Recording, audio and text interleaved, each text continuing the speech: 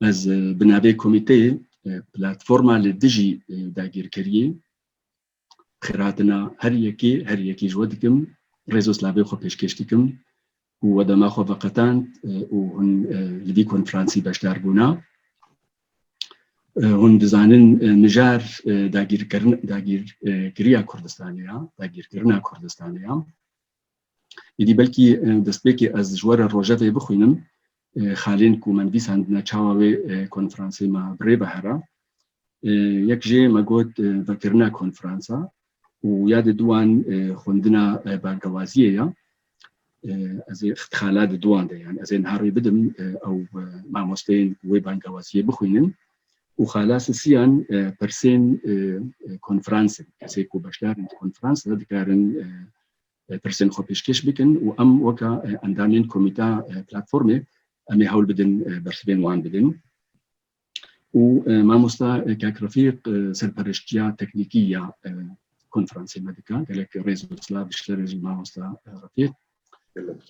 إدي أمن هاجا هانا خالا خندنا بانجوازي وأزير بدم يعني أسبابيجن خندنا بانجوازي كردي سوراني بريز ما مستا عزيز معاملي پیشکشتیکا کردی کرمانجی برز دکتر آریا فاطمه پیشکشتیکا و کردی هورامی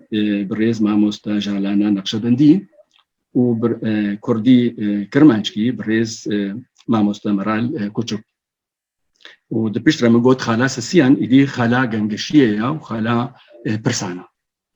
فرمو ماموستا کاک عزیز لاورز بو لاورز بو بینرانو بیسرانی او برنامه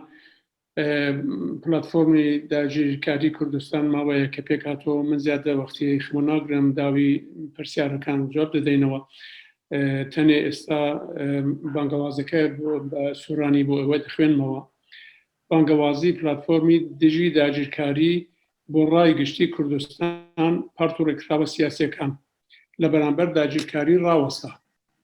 دەوڵەتی تورکیا بەڕێبەری ڕژیمی نژادپەرست و فاشیست دوای ئامادەکاری پیلان و پەیوەندی خۆی لە 24/4/2021 بە هەموو توانای سەربازی و دیپلۆماسی و ئابووری خۆیەوە هێرشی کردە سەر ناوچەی زاپ و ئاباشین و مەتینە لە باشووری کوردستان ئامانجی دەوڵەتی تورکیا لەو شەڕەدا ڕوونە داگیرکردنی باشووری کوردستانە ئەو دەوڵەتە بە هەڵوێستە دڕندانەکەی بێ ئەوەی جیاوازی بخاتە نێو منداڵ و ژن و پیر و نەخۆش هەموو خەڵکی کوردستانی کردوتە ئامانج بە مەبەستی چۆلکردنی ئەو ناوچانە بە تۆپ و فڕۆکە و هەموو جۆرە چەچێک لە ئاسمان و زەویەوە دەستی بە سووتاندن و وێرانکردنی گوند و ژینگەی ناوچە کردووە لە لایەکی تریشەوە بە بڕین و دڕینی قزینی دارستانەکان و بڕینی ئاوی دێزلە فورات دەخوازەی خەڵکی کوردستان دەربەردەر بکات و وڵاتەکەی بکاتە چۆلەوانی دەوڵەتی تورکیا استراتیژی داگیرکارانی خۆی لە استراتیژی داگیرکارانی خۆیدا یاسا نێودەوڵەتیەکان پشتگوێ دەخات و سنووری وڵاتان دەبەزێنێت چەکی کیمیایی بەکاردێنێت بە فڕۆکەی بێفڕۆکەوان سیاسەتمەداران دەکوژێت دارستانەکانی ناوچەی بادینان و زەیتونی ئەفرین دەدزێ و دەیانفرۆشێت بێگوێدانە یاسا نێودەوڵەتیەکان ئاوی دیزلە و فرات لەسەر گەلی ئێمە وەک چەک بەکاردێنێت هەر وەک چۆن دێموگرافیای ئەفرین دەگۆڕێت بە هەمان شێوە چەتەکانی داعش لە سووریاوە دێنێت و لە باشووری کوردستان جێگیریان دەکات لە دەیان ڕۆوە ئەتوانرێت کردەوەکانی دەوڵەتی تورکیا وەک تاوانی دژی مرۆڤایەتی ئەژمار بکرێن ئێستا داگیرکاریەکانی تورکیا لە کوردستان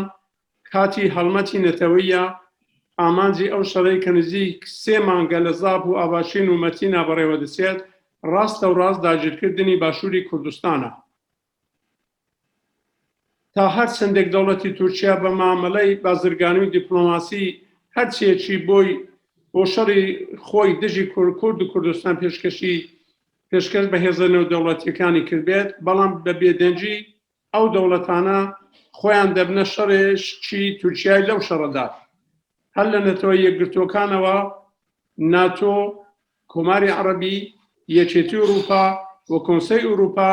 بەرپرسیارن لەو ژێرپێخستنی یاسا نێودەوڵەتیەکان کە تورکیا پەیڕەوی دەکات. بە زووترین کات ئەبێ ئەو داگیرکاریە و ئەو شێوەکارانە بۆستێنرێت. هەتا ئەو بێدەنجیە بەردەوام بێت، تورکیا دژمنی کورد و کوردستان وەک پشتگیری بۆ خۆی بەکاردێنێت.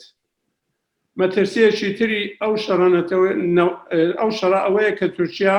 لە 24 نیساندا لە ساڵوەگەری کۆمەڵکوژی ئەرمەنە دەستی پێکرد. پەیامێکی ڕوون و ئاشکرایە، هەروەک چۆن لە 24 نیسانی 1915دا ئەرمەنەکان کۆمەڵکوژ کران، بە هەمان شێوە کوردەکانیش کۆمەڵکوژ دەکرێن. لە خۆناغێکی ئاوە ئاڵوز و هەستیاردا ئێمە کە ئەم بانگەوازەمان ئیمزا کردووە، داوا لە هەموو خەڵکی کوردستان دەکەین لە دژی نەیارانی کورد و پیلانەکانیان خاوەن هەڵوێست بن. با هەموو دۆست و دوژمنان بزانن کە ئێمەی کوردیش وەک هەموو گەلانی دنیا ئەگەستی خاوەن بیر و ڕای جیاوازیش بین، بەڵام لەسەر پاراستنی خاچی پیرۆزی خۆمان یەکدەنگین. لەبەر ئەوە ئێمە ئەم بانگەوازە ئیمزا دەکەین و داوا لەگەلی کوردستان دەکەین یەکڕیز بن. سپاس بۆ ئێوە. زۆر سپاس کاک مامۆستا عەزیز. ئەز نەها پێشنیاز دەکەن وەکو کاک فەهیم ئیشێک لە شوونا بڕێز مامۆستا دکتۆر ئاریا فاتمی نویسا کورمانجی بخوینە ji ber ku diyara دکتۆر ئاریا نەبەشدارە. مامۆستا فەهیم li ber destê te ye تکاری li şûnawê bixwînî ji cömertiya xwe. Gelek spas. Vegav bangavazî Kurdî kurmancî li ber min e. Ez jî ya kurmancî bixwînim ji hevalara. Bangawaziya platformal dijî dagirkeriyê. Li dijî dagirkeriya dewleta Tirk raweste. Dewleta Tirk ya ku dibin rejîma nijadperest û faşîst a AKP MHP de ye, piştî amedekirina hemû plan û peywendiyên xwe di roja 24/4/2021 de bi hemû hêzên xwe dest bi êrişa li ser herêmên Zap, Avaşîn û Metînayên Başûrê welatê vekir. Helwêsta dewleta Tirk bi vî şerî zelal e. Dagirkirina Başûrê Kurdistanê û peyama jenosîdê. Ev dewlet bi kîn û dijminatiya xwe ya hovane de li dijî gelê me bê ku cudatiyê têxe nava zarok û jin û kal û pîr û nexweşan hemû Kurdan dike armanc. Di vî şerî de bi armanca valakirina gund û jîngeha welatê me bi tank û top û balafirên cengê, zevî, çiya û daristanan dişewitîne. Li aliyê din jî bi talankirina daristanan, qutkirina ava çemên Dîcle û Firatê jî dixwaze gelê me mecbûrî koçberiyê bike, da ku Kurdistan bê Kurd bimîne. Dewleta Tirk di stratejiya xwe ya dagirkeriyê de hemû yasayên navdewletî binpê dike. Sînorên erdnîgariyê derbas dike û dikeve nav axa xelkên din. Di şer de çekên kîmyevî bikartîne. Bi droneyên çekdar qetîlkirina gel û siyasetmedarên Kurd pêktîne. Daristanên kevnar yên herêma Bahdîran û Zeytûnên Efrînê talan dike û difroşe. Li dijî qanûnên navdewletî tev digere û qutkirina ava çemên Firat û Dîcleyê li dijî gelê me wek çek bikartîne.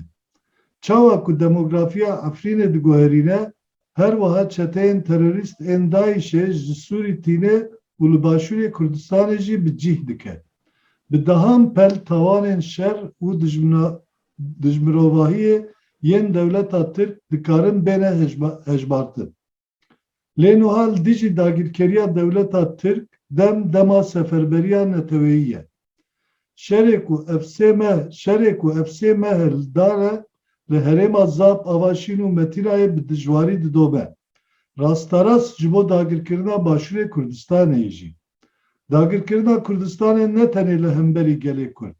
her wiha li hemberê gelên Ermenî, Asurî, Suryanî, Keldanî, Arab, Türkmen û pêkhateyên din jî xeteran bixuretîne.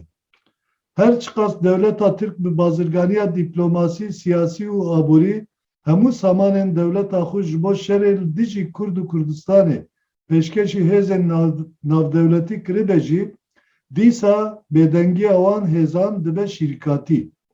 Di serî de neteweyên Yekbûyî, NATO, Lîga Dewletên Arab, Yekîtiya Ewropayê û Konseya Ewropayê berpirsiyarin ku bi pêkirina yasayên navdewletî ya dewleta Tirk bi awayekî bi lez û bez rawestînin. Heta ku ew bêdengî berdewam bike, dewleta dijminê gelên Kurdistanê wê vê bêdengiyê wek piştgirî binirxîne. Metirsiya vî şerî mezin e. Ji ber ku dewleta Tirk li salvegera jenosîda Ermeniyan ya roja 24 Nîsanê de dest bi vî şerî kir, peyam zelal e. Me çawa li Tirkiyeyê di 24 Nîsana 1915 de qirkirina Ermeniyan pêkanî, em ê wisa Kurdan jî qir bikin. Di demekî aloz û krîtîk de ev kesên ku navên wan li jêrin û vê bangewaziyê îmze dikin, ji hemû Kurda dixwazin ku li dijî neyarên neteweyê me û lîstikên wan derkevin û xwedî yek helwestin. Bila dost û dijmin zanibin ku em Kurd weke hemû mirovên vê dinyayê di nav xwe de xwedî bîr û baweriyên cuda ne. Lê gava ku mijar bû parastina xaka me ya pîroz, em yekin. Ji ber vê yekê em vê bangewaziyê îmze dikin û banga yekitiyê li gelê xwe dikin. 1138 îmze jî li bin bangê bi rêz û silav. Spas. gelek spasî rêz û silav ji bo cenabê te mamoste Fehîm. Niha weka me got yanî li gorî rojeva civîna me em ê rê bidin ku mamoste Jalane Neqşebendî bi zarabê hewramî jî vê bangewaziyê bixwîne û di pişt re bi zarabê Kirmanckî û di pişt re em ê rê vekin ji bona gengeşiyê. Kerem ke mamosta fermo mamosta Jalane Neqşebendî. زۆر سپاس سڵاو و حرمەت پێی ئامادەبیاوە پێی وینەرە جارنامە و پلاتفۆرم و دژ و داگیرکاری پێی گردین و خەڵک و کوردستانی پارتێ و ڕێگوزیە سیاسیەکێ مدرامان وەرانوەر و داگیرکاری دەوڵەت و تورکیەی بە ڕاوەبەری ڕژیمە نەژاد پەرست و فاشیستەکەیش دما و ئامادەکاری نەخشە و پەیوەندیەکە وێش ئەجا 24 و 4 و 2021 بە گرد و تەوانی سەروازی و دیپلۆماسی و ئابووری وێشۆ بەی سەر و مەحاڵ و زاپ و ئاڤەشین و ماتینای جەپانیشت و کوردستانی هوروژمش کرد. یاگۆ دەوڵەت و تورکیەی چاژەنگەنە ڕۆشنن داگیر کردە و پانیشت و کوردستانی. ئادەوڵەتە بە هەڵوێستە درەنجانەکەشۆ بەبێ ئانەیە خەڵکی سیڤیلی نەوەشی جەنگارا و وەرەنگاریکەرا جیاکەرەوە گرد و خەڵک و کوردستانی مەرام و جەنگەکەیش کردن. مەرامش شۆڵ کردە و ئام حاڵانە بە تۆپواران و هوروژم و هەواپێمایی واگر جۆرە چەکێوە جەزەمین و ئاسمان و دەستشکردن بە سۆچنا و وێران کردە و دەگاکاوە ژیوگە و مەحاڵەکەی جەلایەتەرۆ بە بڕیە و درەختەکاوە دزیۆش بە سۆچنا و دارستانەکاوە بڕیە و ئاو و دیژلە و فوراتی گەرەکشن خەڵک و کوردستانی دەربەدەرکەرەوە وڵاتەکەی شاچۆڵکەرەوە. دەوڵەت و تورکیای جا استراتیژی داگیرکەرانە وشەنە یاسامیان دەوڵەتیەکە پشت و گۆشا و زۆ مەرز و وڵاتەکە بەزنەوە چەکی کیمیایی بەکار بەرەوە جارا و فرۆکە بێ فڕۆکەکاوە وەرەنگاریکەری و کەسە ئەژناسیەکە و ساسیەکە کوشۆ دارستانەکە بادینانی و زەیتونەکەی ئەفرینی دزۆ ورەشۆشە بەبێ ئانەیە بە یاسای مەیان دەوڵەتیەکە ئاوی مل نمەوە و ئاوی دیژلە و فراتی پێسەوچەکی وەرانوەر و خەڵک و ڕۆژاوا و پانیشت و کوردستانی بەکاربەرەوە. هەر پاسەکە دیموگرافیا و ئەفرینی فاڕۆ بە هەمان شێوە چەتەکێ داعشی جەسووریاوە پێی پانیشت و کوردستانی مارۆ و نیشتەجا شاکەرۆ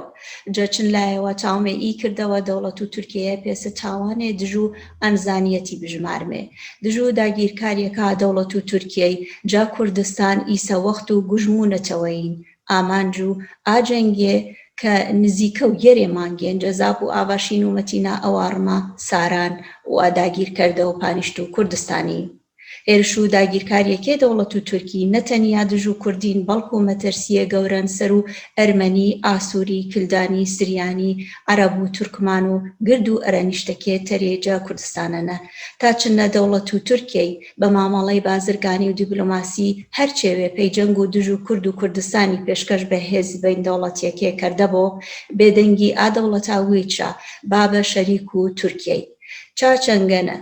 هەرجە ناتۆوە گێرە تا کۆمکاری عەرەبی یۆگرتەی ئەوروپای کۆنسۆ ئەوروپای وەرپەرسێنێ جە چیرپاوستە و قانونە بین دەوڵەتیەکێ کە تورکیای پەیڕەوی شاکەرەوە هەتا ئابێدەنگیە بەردەوام بۆ تورکیە دژمن و کورد و کوردستانی پێسە و پەشگیری پێیوێش بەکارمارەوە تەرس و تەر و ئیشەڕەیە ئانن ئیشەڕە کە تورکیا جە 24 نیسانینە دەستشپەنە کرد کە ساڵڕۆ کۆماکوشی ئەرمەنیەکا بێ پەیامێ ئاشکراوە ڕۆشنن کە چەنی جە 24/4/1915 ئەرمەنیەکا کۆماکوشێ کردێ بە هەمان شێوە کوردەکێچ کۆماکوشێ کەرمێ جە ئاژە و پێسەر ژولیا و هەستیارەنە ئێمە ئیجارنامەیە ئیمزاکردن داواجە گرد و دژ و نەیارا و کوردی پلانە کاشە صاحب هەڵوێستێ بیدێ خەڵکو کوردستانی کەرمێ کە با گرد و دۆس و دژمنا بزانە کە ئێمەی کوردیش پێسە و گرد و گەلای دنیای ئەرچی وێڕاوی ویر و ڕای جیاما هەن بەڵام جا پارێزنا و خاک و وێمانە یەکدەنگێنمێ جاوەر و ئانەیە ئێمە ئیجارنامەیە ئیمزا کەرمێ و داواجە تەمام خەڵکو کوردستانی کەرمێ یەکدەنگێ با سپاس و ڕێز زۆر سپاس مامۆستە ژالانە گەلی بەشداران گەلی برێزان هۆن دەزانن و حتى نەها 1138 کەسی ئەف بانگەوازی دەستنیشان ئەمزەکردە و ئەف 1138 کەسێک و ئەمزەکردە مرۆڤێن بژارتنە یعنی کەسێک و بڕاستی خۆدی نابن دجڤاکە کوردستانیدا هەر کەسێکی لە گۆری خوا گرانیە وی جڤاکێدا هەیە ئەزێن هاڕێ بدمە مامۆستا مەرال کوچک جۆمەردیا خوا بلاژمەرە بانگەوازیە بە کرمانچکیژی بخوینە و دپشترە ئەمێڕێ ژگەنگەشیێرە بکەن فەرمۆ مامۆستا مەرال ما بخیرده eski bir Kırmançki vervana işgal kardisi vengdayı sema yuvardak bu anerin verva işgal kariya devleta Türkiye bevindiri devleta Türkiye ki bir rejime nişatperest o faşisti AKP MHP arayla berdeni hazırı o plansaziyan okuyor vişte torun insanı da hazır vişte jüynere ve piyore kuvveta okuya hardi o havara est heramanı zap avaşin o metinayı başvuru velatıma kerd Maksat devlet Türkiye bina erişan işgal kerdena başvuru Kurdistan'ı o peyama jenüstü dayana şari Kurdiya na devleti kino dismeni ya hove beki ki tüccayen nikena erzena doman cinik kalpir nevez o pür şari Kurdistan ni lejide maksat devlet Türkiye ben kerdena devan talan kerdena koza çünkü kerdena pür daruber giyayena velatmaya Reyna ve Brnayen o vesnayena Branı onca Brnayena avanı temi Fırat ve Dicle'ye Koçber'den dayana Şarmayı Kurdistan uvurnayena demografyaya velatmaya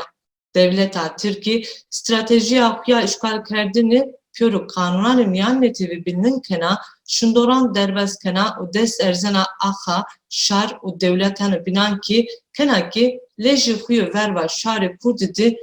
Fongan kimyaviyan bir karbiyaro şahri sivili o siyaset medaran katil kena. Bıranı herama behtinane o zeytinane afrini talan kena o rösena. Verva kanunanı miyan neteviyan vecina o ava temane Fırat o Dicle'yi şahri kurdi serdi bırnana. Seniki demografyayı afrini vurnay ve hemen rayana nikaki çeteyane daişi başvuru Kurdistan edi zakene. Merdum beskeno bir desan rupelan bahsa bilin kerdana hakana merdumani devlet Türkiye bir kere nika verva işgal kariya devlet Türkiye vakti seferberi yönetiliyor. Şeruki necdi sor asmano ve avayki tev gran verva heramanı zap metina o avaşın yeni domlayeni rasta rast Seba işgal kerdana başvuru Kurdistan'a teni işgal kerdana Kurdistan kini berva şaran Ermen, Asuri, Süryan, Keldani, Arap, Türkmen o pörü şarri binanki iyi heremiyor. Her çıkaş devleta Türkiye pörü rayanır bazırgani diplomasi, siyaset o aboriyo xu seba serkevtişi leji verva Kurdan o Kurdistan'ı peşkeşi devletan kenaki reyna niş gene birisi maksatı xu. Seride Jübeyna Netevan, NATO, Devletan Araban, Yevtiya Avrupa, Konseya Avrupa, Verva, Nikerdenane Devleta Türkiye, Bevengi ayinan, beni sebebi katliamı şaran, o ni katliamanra verpirsiyari, hatta ki nisazi o devleti vengi huberz nikeri, Devleta Türkiye dismeni yapıya verva Kurdan, o Kurdistan'ı bidonu, ma lejiki piliye heremina tersini devleta Türkiye Saragerena jenosite Ermeniyan viştü torun nisanede despi erişanı gran kerd mesajı puki zelalı vane sinema viştü torun nisanı hazar nursay despondindi şare Ermen kırkerd ma kurdanki kırbikeri nu vakti alos o kritikti mani kesiki name ku binena eskara kardistin nüstü mahemi kurdan ravazini ki berva dismenane netevama u kayane inan wayir helbest u vindertişiki karardare bi ba dostu dismen buzoniki mak kurdiki pörü merdimiyayı dünyayı nam yani dıfu wayir vir u baveri yani cihan biki müjare pavtuşu harde firaz bu mayevi sebanal mavengdane imzaya seba yeviti roşare kukene iname platformu verva işgal kari gelek spas ma mustamaral gelek Rezoslav ji bo naxwendina te jî